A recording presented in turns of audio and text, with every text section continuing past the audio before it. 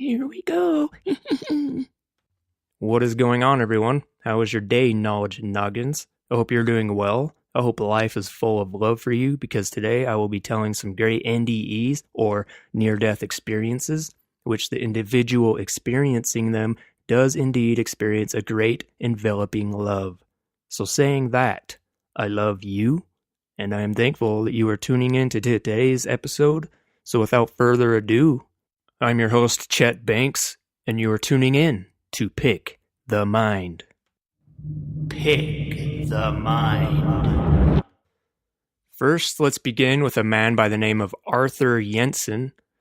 Arthur Jensen was another near-death experiencer who received knowledge of reincarnation. In August of 1932, Jensen, a university graduate, geologist, and staunch materialist turned syndicated cartoonist, decided to take some time off to research his weekly cartoon strip, Adventurous Willie Wispo.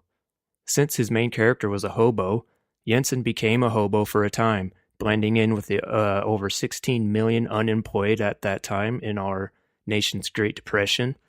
He bummed rides from Chicago through Minnesota until a young man in a convertible coupe picked him up, and on the way to Winnipeg, they were going a little too fast for the road conditions. The car hit a 3-foot-high ridge of oiled gravel and flipped into a series of violent somersaults.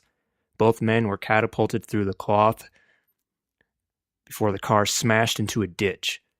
The driver escaped unharmed, but Jensen was injured, losing his consciousness just as two female spectators rushed to his aid. After seeing the afterlife during this near-death experience, he later learned that telling others about this, his NDE, often brought criticism, especially from the church. But there were those who would listen, and as time wore on, more and more people would ask him about it. Finally, in 1955, Arthur Jensen published a report of his near-death experience after much public interest. His book, entitled I Saw Heaven. I believe this book is out of print, but you should be able to find a photocopy somewhere. In Arthur Jensen's words, he describes his near-death experience as follows. I felt as if I were coming loose from my body. While I believed that my body was me, I knew instinctively that if I separated from it, I'd be dead. My soul and body started separating again and continued to separate until I felt a short, sharp pain in my heart, which felt as if something had been torn loose. Then slowly and softly I rose out through the top of my head. Gradually the earth scene faded away, and up through it loomed a bright, new, beautiful world. Beautiful beyond imagination. For half a minute I could see both worlds at once. The earth fading away, and the other world looming up brighter and brighter, and still brighter. Finally, when the earth was all gone, I stood in a glory that could only be heaven. In the background were two beautiful mountains similar to Fujiyama of Japan. The tops were snow-capped, and the slopes were adorned with foliage of indescribable beauty. Since there was no pollution, haze, or other obstructions to mar one's vision, all the details were sharp and clear. The mountains appeared to be about 15 miles away, yet I could see individual flowers growing on their slopes. I estimated my vision to be about 100 times better than on Earth. While I stood there marveling, I saw 20 people beyond the first trees, playing a singing, dancing game, something like Skip to My Lou. They were having a hilarious time holding hands and dancing in a circle, fast and lively. Their singing, their laughter, and even their shouting was melodious. As soon as they saw me, 4 of the players left the game and joyfully skipped over to greet me. As they approached, I estimated their ages to be 1 30 years old, 2 about 20 years old, and 1 about 12 years old. Their bodies seemed almost weightless, and the grace and beauty of their easy movements was fascinating to watch. As the heaven people gathered around, the oldest, largest, and strongest-looking man announced pleasantly, "You are in the land of the dead. We lived on Earth just like you till we came here." With unbounded enthusiasm I shouted, "This is wonderful!" "It's marvelous," they answered.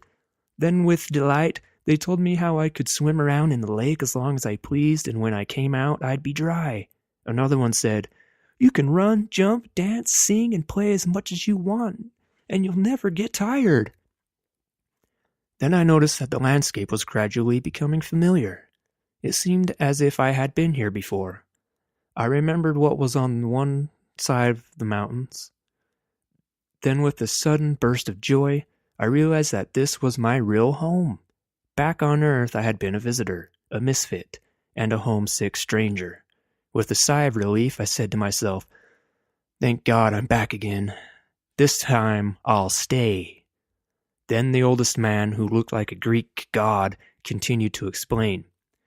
"Everything over here is pure. The elements don't mix or break down as they do on Earth. Everything is kept in place by an all-pervading master vibration which prevents aging. That's why things don't get dirty or wear out, and why everything looks so bright and new." Then I understood how heaven could be eternal. Next I noticed that I was loving everything and everybody, and that it was making me intensely happy. Apparently only the good in me had survived. Without the bad, which is discord, I was happy beyond anything I had ever known. My next question was, how do you explain this intense happiness? Your thoughts are vibrations, which are controlled by the master vibration.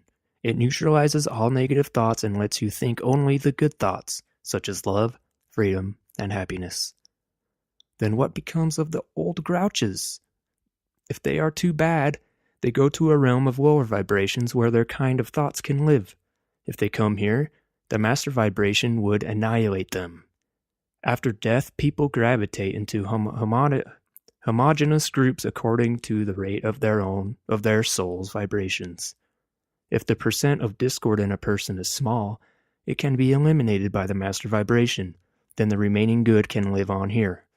For example, if a person were 70% good and 30% bad, the bad could be eliminated by the master vibration and the remaining good welcomed into heaven. However, if the percentage of bad were too high, this couldn't be done, and the person would have to gravitate to a lower level and live with people of his own kind. In the hereafter, each person lives in the kind of heaven or hell that he prepared for himself while on Earth. If he threw a small pebble into a threshing machine, it would go into the box not because it is good or bad, but because of its proper size and weight. It's the same way here. No one sends you anywhere. You are sorted by the high or low vibrations of your soul. Everyone goes where he fits in. High vibrations indicate love and spiritual development, while low vibrations indicate debasement and evil. When I asked what a person should do while on Earth to make it better for him when he dies, he answered, "All you can do is to develop along the lines of unselfish love.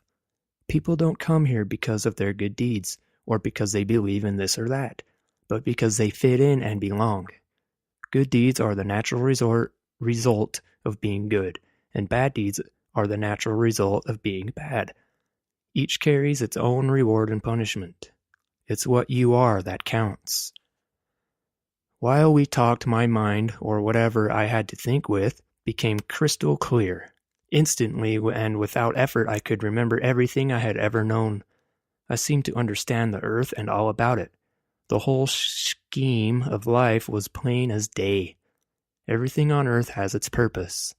It all fits into a pattern which will, in the end, work out for justice and good. People worry because of their incomplete viewpoints. They don't realize that trouble is nature's way of teaching lessons that won't be learned otherwise. If we'd only learned from other people's troubles, we could avoid most of our own. While we were still talking, and I was enjoying the ecstasy of heaven, my friend gently announced, "You can't stay here any longer. You have to go back to Earth." "Back to Earth? Oh no, not back to that horrible place." But already I was leaving this beautiful land and slipping back into my body, still enough in heaven to have no inhibitions, and yet far enough back into my body to have terrible thoughts. Like a kid having a tantrum, I kicked and screamed, "Let me stay, let me stay." But all my protesting did no good. As I moved farther back into my body, there was a painful, prickly feeling all over, similar to a foot waking up. Also a crowded feeling as if the real me was having to compress itself to get back into its hateful prison. The last thing the strong man said to me was, "You have more important work to do on Earth, and you must go back and do it. There will come a time of great confusion and the people will need your stabilizing influence. When your work on Earth is done, you can come back here to stay." And that is the end of Arthur Jensen's near-death experience. Wow, that sounds like a great place to be, doesn't it, Knowledge Noggins? Sounds so fulfilling and blissful. I would love to be there myself. The next near-death experience is by a woman by the name of Pam Reynolds, and her story is as follows. Dr. Michael Sabom is a cardiologist whose book entitled Light and Death includes a detailed medical and scientific analysis of an amazing near-death experience of a woman named Pam Reynolds. In 1991, at the age of 35, Reynolds underwent a rare operation to remove a giant basilar artery aneurysm in her brain that threatened her life. The size and location of the aneurysm, however, precluded its safe removal using the standard neurosurgical techniques. She was referred to a neurosurgeon, Dr. Robert F. Spetzler, of the Barrow Neurological Institute in Phoenix, Arizona, who had pioneered a daring surgical procedure known as deep hypothermic cardiac arrest. It allowed Pam's aneurysm to be excised with a reasonable chance of success. The operation, nicknamed Standstill by the doctors who performed it, required that Pam's body temperature be lowered to 60 degrees, her heartbeat and breathing stopped, her brain waves flattened, and the blood drained from her head. In everyday terms, she was put to death. After removing the aneurysm, she was restored to life. During the time that Pam was in a standstill, she experienced an NDE. Her remarkably detailed, verified out-of-body observations during her surgery were later verified to be true. Her case is considered to be one of the strongest cases of veridical evidence in NDE research because of her ability to describe the unique surgical instruments, the surgical procedures used on her, and her ability to describe in details these events while she was clinically brain dead. Pam Reynolds ultimately died from heart failure on Saturday, May 22, 2010, at the age of 53. When all of Pam's vital signs were stopped, the doctor turned on a surgical saw and began to cut through Pam's skull. While this was going on, Pam reported that she felt herself pop outside her body and hover above the operating table. She then watched the doctors working on her lifeless body for a while. From her out-of-body position, she observed the doctor sawing into her skull with what looked like, to her, an electric toothbrush. Pam heard and reported later that what the nurses in the operating room had said and exactly what was happening during the operation. At this time, every monitor attached to Pam's body registered no life whatsoever. At some point, Pam's consciousness floated out of the operating room and traveled down a tunnel which had a light at the end of it where her deceased relatives and friends were waiting, including her long-dead grandmother. Pam's NDE ended when her deceased uncle led her back to her body for her to re-enter. Pam compared the feeling of re-entering her dead body as to plunging into a pool of ice. The following is Pam Reynolds' account of her NDE in her own words. The next thing I recall was the sound. It was a natural D. As I listened to the sound, I felt it was pulling me out of the top of my head. The further out of my body I got, the more clear the tone became. I had the impression it was like a road, a frequency that you can go on. I remember seeing several things in the operating room when I was looking down. It was the most aware that I think I have ever been in my entire life. I was metaphorically sitting on the doctor's shoulder. It was not like a normal vision. It was brighter and more focused and clearer than a normal vision. There was so much in the operating room that I didn't recognize, and so many people.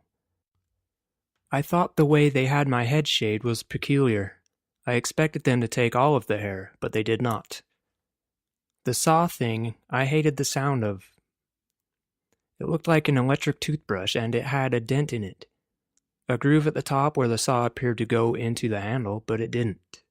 And the saw had interchangeable blades, too, but these blades were in what looked like a socket wrench case. I heard the saw crank up. I didn't see them use it on my head, but I think I heard it being used on something. It was a humming at a relatively high pitch, and then all of a sudden it went like that. Someone said something about my veins and my arteries being very small. I believe it was a female voice and that it was Dr. Murray, but I'm not sure. She was the cardiologist. I remember thinking that I should have told her about that. I remember the heart-lung machine. I didn't like the respirator. I remember a lot of tools and instruments that I did not really recognize. There was a sensation like being pulled, but not against your will. I was on my own accord because I wanted to go. I have different metaphors to try to explain this. It was like the Wizard of Oz, being taken up a tornado vortex. Only you're not spinning around like you've got vertigo. You're very focused and you have a place to go. The feeling was like going up an elevator really fast. And there was a sensation, but it wasn't a bodily, physical sensation. It was like a tunnel, but it wasn't a tunnel. At some point very early in the tunnel vortex, I became aware of my grandmother calling me, but I didn't hear her call me with my ears. It was a clearer hearing than with my ears. A true sense, more than I trust my own ears. It was a sense. The feeling was that she wanted me to come to her. So I continued with no fear down the shaft.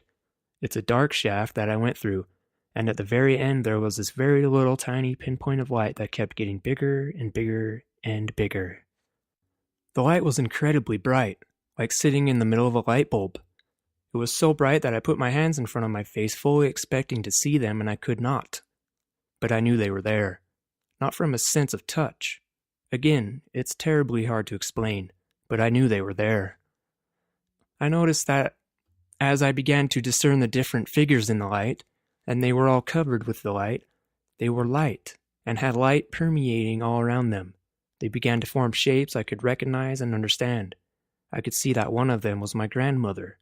I don't know if it was reality or projection, but I would know my grandmother, the sound of her, anytime, anywhere.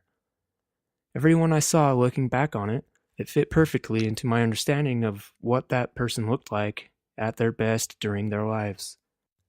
I recognized a lot of people. My Uncle Gene was there, so was my great-aunt Maggie, who was really my cousin. On Papa's side of the family, my grandfather was there. They were specifically taking care of me, looking after me. They would not permit me to go further. It was communicated to me that's the best way I know how to say it, because they didn't speak like I'm speaking. That if I went all the way into the light, something would happen to me physically. They would be unable to put me back in the body, like I had gone too far, and they couldn't reconnect. So they wouldn't let me go anywhere or do anything. I wanted to go into the light, but I also wanted to come back. I had children to be reared. It was like watching a movie on fast forward on your VCR. You could get the general idea, but the individual freeze frames are not slow enough to get the details. Then they, the deceased relatives, were feeding me. They were not doing this through my mouth, like with food, but they were nourishing me with something. The only way I know how to put it is if something sparkly. Sparkles is the image that I get. I definitely recall the sensation of being nurtured and being fed on and being made strong. I know it sounds funny, because obviously it wasn't a physical thing, but inside the experience I felt physically strong, ready for whatever. My grandmother didn't take me back through the tunnel, or even send me back to or ask me to go. She just looked up at me. I expected to go with her, but it was communicated to me that she just didn't think she would do that. My uncle said he would too, he thought he would do it. He's the one who took me back through the end of the tunnel. Everything was fine. I did want to go. But then I got to the end of it and saw the thing, my body. I didn't want to get into it. It looked terrible, like a train wreck.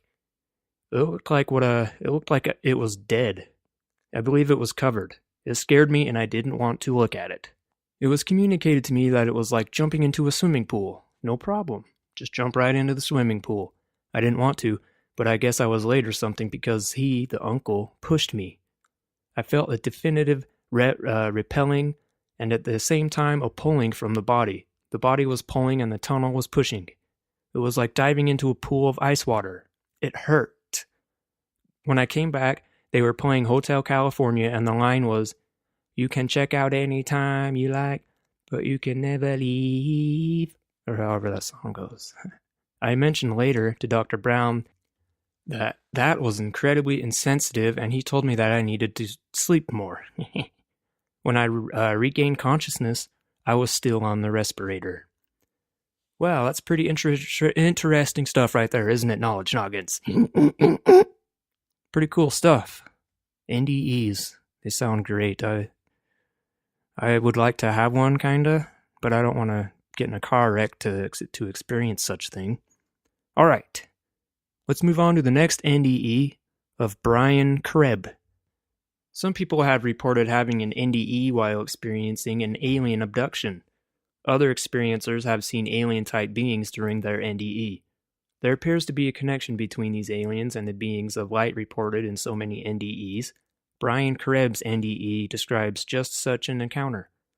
Brian's NDE appears in Kevin Williams' NDE book entitled Nothing Better Than Death, and the following is in Brian Krebs' own words. I had my first near-death experience when I was a child, perhaps 2 or 3. This would be about 1953. It involves me drowning. My memories of it were of seeing my body below me. I remember seeing a bright, warm, loving orb above me. I panicked, Dad and Mom below. I didn't know it was anything to talk about, and no one would have believed me. It never was a thing I felt I had to relate. Then, in 1971, I had been knifed with a stiletto that severed an artery above my liver. I remember looking up and seeing a light. I then looked down at my body, and then I was confronted by at least 2 beings. They were human in appearance, and they seemed to float in midair. I realized I was far above my body and not in an earthly space. The beings tried to keep me from going to the light. I don't know why. They just seemed terrified and didn't want me to go, but I did. I shot up like an arrow through what I can only describe as a tunnel. I saw the tunnel as a peripheral blur of stars, and I saw a loving light before me. Then I stopped. I was there with this orb of glowing love and understanding. It didn't seem didn't seem foreign to me. It was not frightening. It was totally assuring, and there was no feeling of anything but my awe and the love and knowledge and wisdom this orb projected. In size, it would be not like looking at the sun, but looking at the earth when you are on it. It was immense and total, and its power was love. I felt a presence next to me, a man, and he asked if I was ready for my life review. I said yes. All of this not a verbal thing, but just a knowledge. Then I saw something like an HO scale train set below, a city. I went to this city and I went through my life. I went through every moment and every feeling. I was not afraid as I was still in the light. I talked with the man about my life, but I do not remember any specifics. I then remember standing, as it were there, in the light of the orb of love. I felt the goodness of and love and knowledge of it. My mind was in a state of deep, deep concentration of thought. I then went to 12 beings of greater knowledge. They were in front of me and stood in a row. They were not human. They had no feelings of anything like judgment or authority, but seemed strong in themselves. They seemed taller than I did, and they wore silver-white robes. They had white skin, large heads, and large eyes. I do not remember them having a mouth. Above them was a spirit. It was like a star as we see one from Earth, but in size it appeared the same size as the heads of the beings. The spirit went to my left and hovered above the first being. I remember it was like a video of knowledge springing from the being's hands, which were held in front of them. Kind of sounds like he's talking about Nordics. Each being had something to relate. They opened the knowledge and they had when the spirit moved above them. The last told me what I could do if I came back and the significance of it. I only remember seeing young man with his head back in pain as if his neck was injured. I said, "Oh, Aaron, my son." They said, "No. Not that, son." and I realized whom they meant. In 1978, my other child was born a son. Then I made the decision to come back to Earth, and I remember it was such a hard decision. It was so difficult because everything there was so beautiful and there was so much love. I had the feeling of free will, yet a feeling of duty was present, of obligation. And the second I realized that, I shot back into my body. After 2 near-death experiences and having studied many NDEs, I am convinced there is order to the experience. I do get angry when people come to conclusions about near-death experiences because they think it is they think it is not orderly and therefore find it to be part of our imaginative minds. For the ones that have not heard this, here goes. Rule number 1. At every given microsecond, you may return to your body. You have a trauma of some kind making you leave your body. You might feel a vibration. You might feel nothing except that you are suddenly out of your body. Rule number 2. Nobody remembers every single detail and the meaning to it while having an NDE.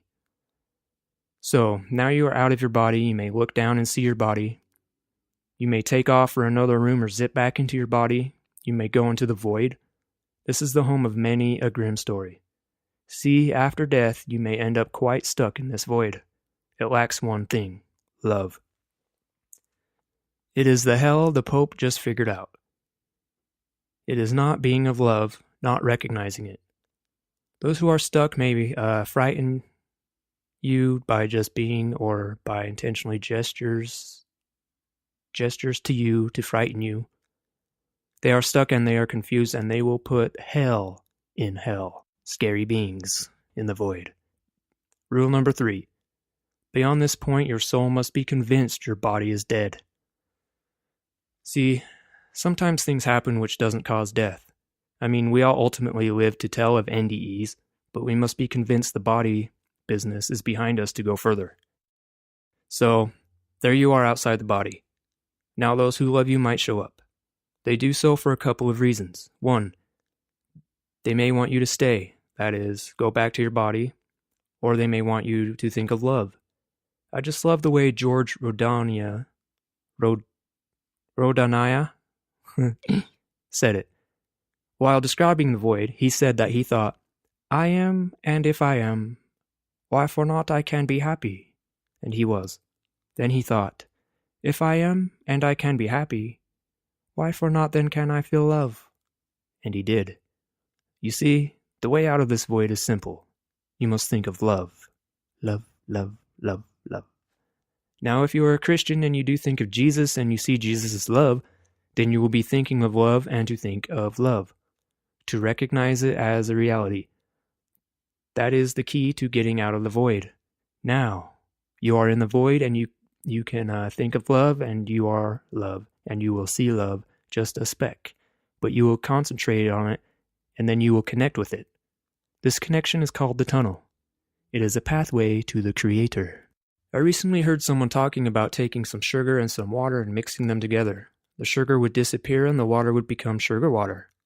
But in time the water would evaporate and the sugar would remain as sugar and the water would turn to vapor. The point was that the sugar had the memory of the water and the water the memory of the sugar. As I thought this out, I tried to think how to explain it better. Being of scientific background, I thought, okay, let's put the sugar and the water together in a test tube. Let's mix them. Then to speed things up, let's add heat, which makes vibrations and causes the water to turn to vapor. But wait, let's put a rubber stopper in the test tube and a glass tube leading to another test tube. That would allow the water to reestablish itself as water in the other tube. You see, then you have water with a memory of the sugar and the sugar with a memory of the water. You also have a very good model to explain how to get out of the void. As the tube concentrates the water, so the tunnel concentrates the spirit. Now many things can happen in the tunnel. Say for instance you get depressed and gobble down too many pills. You would choke if not for washing it down with all the booze you gave them. You might end up in the tunnel off to the side where you are requested to think. So you sit there thinking.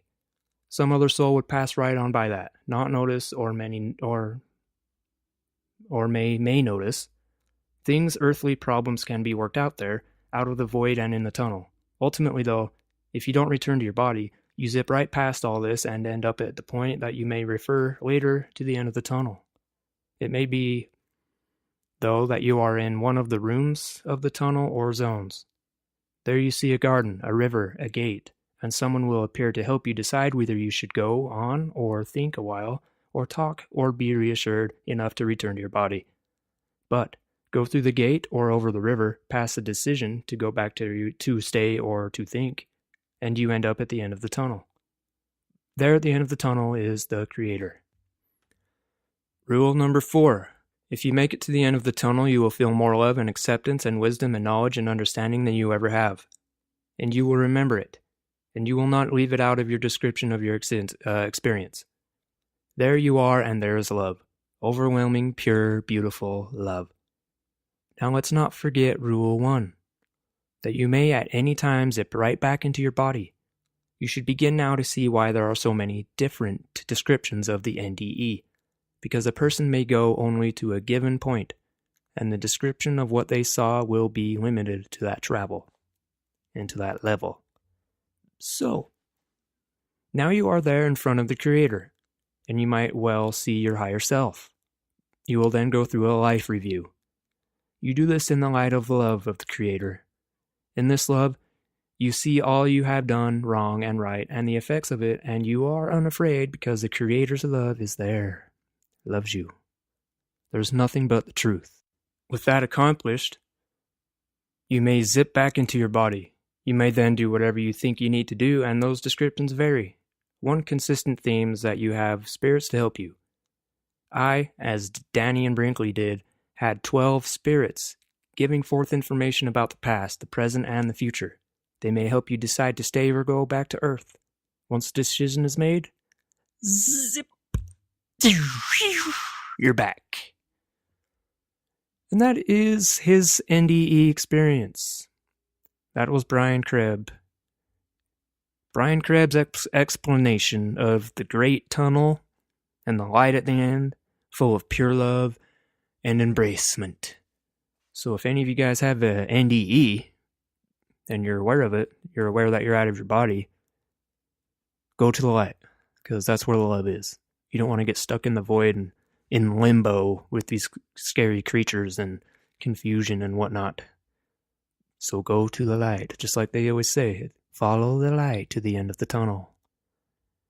So, and a lot of people claim they see Jesus Christ. And I believe he exists. I believe he's there. I've had some great moments in my life what's made me cry and tear up. They weren't NDEs. But when I was younger, I had a church experience that made me cry, and I've always believed in Jesus. It doesn't matter what religion you're in. You can believe in Jesus Christ. And I love you, and he loves you too. Thanks for tuning in. Have a great day. Remember to love people and to treat them good. Because love is the truth, the one truth. I love you. Thanks for tuning in. Much love, and peace out.